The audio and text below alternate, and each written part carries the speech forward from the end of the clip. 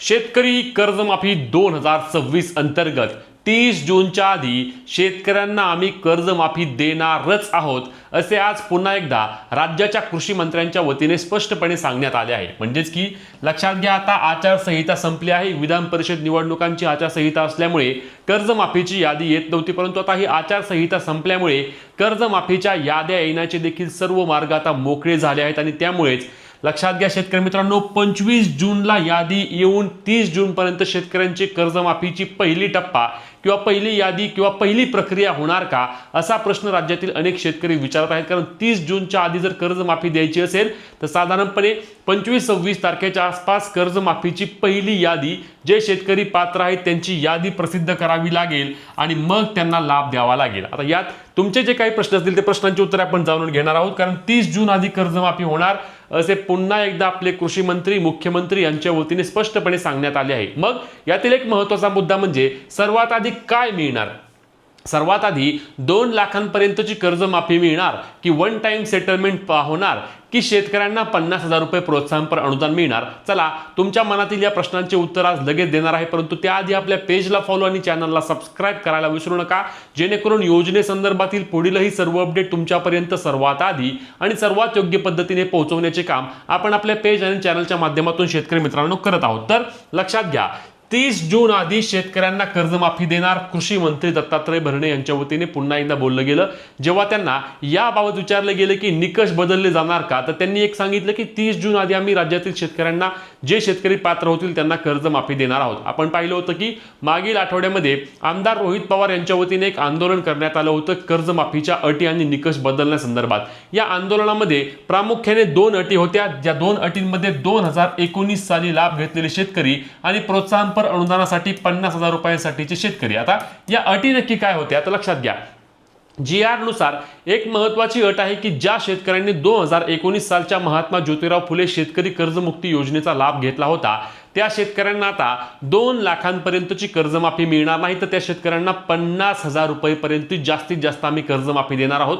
म्हणजे समजून घ्या, जर तुम्ही 2019 साली तुम्हाला कर्जमाफीचा लाभ घेतला होता, आता परत तुमचे कर्ज थकबाकीमध्ये आहे आणि त्या कर्जाची रक्कम समजा 1.5 लाख रुपये आहे, म्हणजेच की तुमची मुद्दल आणि व्याज 1.5 लाख रुपये आहे, तर 2019चा तुम्ही लाभ घेतला होता म्हणून तुम्हाला केवळ 50,000 रुपयांचा लाभ किंवा 50,000 रुपयापर्यंतची कर्जमाफी मिळणार आहे। त्यातही तुम्हाला वरचे 1 लाख रुपये आधी बँकेत आणून भरावे लागतील। बँकेत ते आणून तुम्हाला 31 मार्च 2027च्या आधी भरावे लागतील आणि जेव्हा तुमचे 1 लाख रुपये बँकेत जमा होतील तेव्हा तुम्हाला 50,000 रुपये जी कर्जमाफी आहे त्या कर्जमाफीचा लाभ मिळणार आहे, जर तुम्ही 2019 साली लाभ घेतला असेल तर। आणि असे जवळपास 12 ते 13 लाख शेतकरी आहेत की ज्यांनी 2019 साली कर्जमाफीचा लाभ घेतला होता आणि आता परत त्यांचे कर्ज थकबाकीमध्ये आहे आणि म्हणून या 12-13 लाख शेतकऱ्यांना याचा डायरेक्ट मोठा फटका बसणार आहे। केवळ 50,000 रुपयापर्यंत त्यांची कर्जमाफी होणार आहे। त्यामुळे हा एक महत्त्वाचा मुद्दा काढून टाका, महत्त्वाचा निकष किंवा महत्त्वाची अट काढून ज्यांनी 2019 साली लाभ घेतला होता त्या देखील शेतकऱ्यांना 2 लाखांपर्यंतची कर्जमाफी द्या, अशी प्रामुख्याने मागणी त्या आंदोलनावेळी होती आणि या मागणीबाबत अनेक शेतकरी देखील म्हणत आहेत की योग्य मागणी आहे। तुम्हाला देखील या मागणीबद्दल काय वाटतं ते देखील तुम्ही कमेंटच्या माध्यमातून नक्की सांगा। दुसरी एक महत्त्वाची मागणी त्यामध्ये करण्यात आली होती, ती मागणी अशी होती की 50,000 रुपये प्रोत्साहनपर अनुदान। लक्षात घ्या शेतकरी मित्रांनो, जर तुम्ही रेग्युलर कर्ज नवे जुने करत असाल तर तुम्हाला या 50,000 रुपये अनुदानासाठी पात्र ठेवण्यात आले होते। खरं तर हे एक दरवेळी आपण बघतो की कर्जमाफी 2 लाखांपर्यंत होते, 1.5 लाखाची होते, परंतु जे प्रोत्साहनपर अनुदान असते ते 50,000 रुपयेच मिळते। यामध्ये कोणत्याही प्रकारची वाढ होत नाही। म्हणजे जे शेतकरी कष्ट करून किंवा इतर कुठून उसनवारीने पैसे घेऊन त्या ठिकाणी त्यांचे कर्ज नवे जुने करतात त्या शेतकऱ्यांना 50,000 रुपये आणि जे शेतकरी त्यांचे कर्ज थकबाकीमध्ये घालतात, बँकेमध्ये आणून भरत नाहीत, त्यांना 2 लाखांची माफी।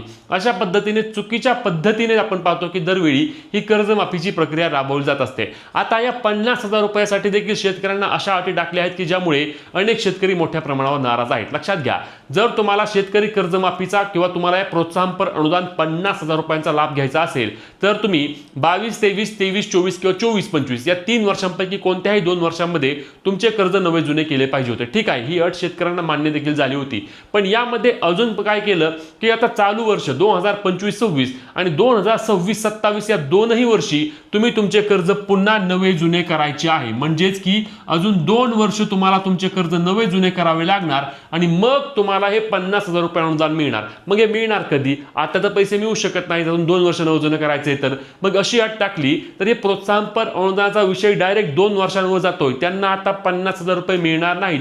म्हणून ही अट तर लवकरात लवकर काढणं अत्यंत आवश्यक असणार आहे. अन्यथा ज्यांची चालू बाकी आहे, जे शेतकरी रेग्युलर कर्ज नवे जुने करतात, त्यांच्यावर खूप मोठ्या प्रमाणावर अन्याय होणार आहे आणि ते शेतकरी मोठ्या प्रमाणावर नाराज देखील होणार आहेत. आता लक्षात घ्या, 25 जून नंतर कर्जमाफीची पहिली यादी येणार. आता स्पष्ट तुमच्या डोक्यात झालं आहे की जो आपला प्रश्न होता महत्त्वाचा की आधी काय होणार, तर आधी 2 लाखांपर्यंतची कर्जमाफी जी आहे ती कर्जमाफी होणार आहे. प्रोत्साहनपर जे 50,000 रुपये अनुदान आहे ते लगेच मिळणार नाही.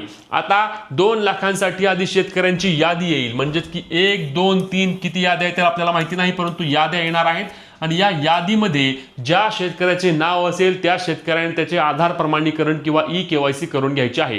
2019 साली आपण पाहिलं होतं की आधार प्रमाणीकरण किंवा ई-केवायसी करण्यासाठी बँकेमध्ये संधी होती. CSC सेंटर, महाई सेवा केंद्र, कुठेही जाऊन शेतकरी आपले आधार प्रमाणीकरण किंवा ई-केवायसी करून घेत होता आणि त्यानंतर त्याच्या खात्यावरती जी काही कर्जमाफीची रक्कम आहे ती जमा करण्यात येत होती. त्याच पद्धतीने यावेळी देखील शेतकऱ्यांना ई-केवायसी केल्यानंतर जी काही रक्कम आहे ती रक्कम जमा होणार आहे. 30 जूनच्या आधी जर रक्कम जमा करायची असेल तर 25 जूनच्या आसपास कर्जमाफीची पहिली यादी येणं आवश्यक असणार आहे. तरच 30 जूनपर्यंत काही प्रमाणामध्ये प्रोसेस पूर्ण होऊ शकते. आता तुम्हाला काय वाटतं, या कर्जमाफी प्रक्रियेमध्ये अजूनही कोणते बदल व्हायला हवेत का? आणि जर बदल व्हायचे झाले तर 22 तारखेला आता उद्या परवापासून आपण पाहिलं की पावसाळी अधिवेशन सुरू होत आहे. आणि या पावसाळी अधिवेशनाच्या पार्श्वभूमीवर किंवा त्याच्या आधी आपण पाहिलं होतं की एक बैठक होईल किंवा एक शेतकरी नेत्यांची आणि मुख्यमंत्री कृषी मंत्री यांची एक बैठक होईल आणि त्या बैठकीमध्ये या दोनही निकषांवर काहीतरी तोडगा निघेल किंवा काहीतरी सकारात्मक चर्चा करण्यात येईल असे देखील सांगितले गेले होते. परंतु या बैठकीबाबत देखील अद्याप कोणत्याही प्रकारची अधिकृत अपडेट येत नाही. आणि ही बैठक न झाल्यास आणि हेच निकष किंवा कर्जमाफीचा हाच जी आर आणि याचीच अंमलबजावणी झाल्यास यामध्ये अनेक शेतकऱ्यांना मोठा फटका बसणार आहे. आणि जी प्रत्यक्षात आकडेवारी आहे त्या आकडेवारीपेक्षा खूप कमी प्रमाणामध्ये शेतकऱ्यांना कर्जमाफीचा लाभ मिळणार आहे असे देखील यामध्ये आपल्याला जाणवत आहे. तुम्हाला याबाबत काय वाटते नक्की कमेंट करून सांगा. ही व्हिडिओ जास्तीत जास्त शेतकरी मित्रांपर्यंत शेअर करून पुढील सर्व अपडेटसाठी आपल्या पेजला फॉलो आणि चॅनलला सबस्क्राईब करायला विसरू नका. भेटूया पुढच्या व्हिडिओत. तोपर्यंत जय महाराष्ट्र.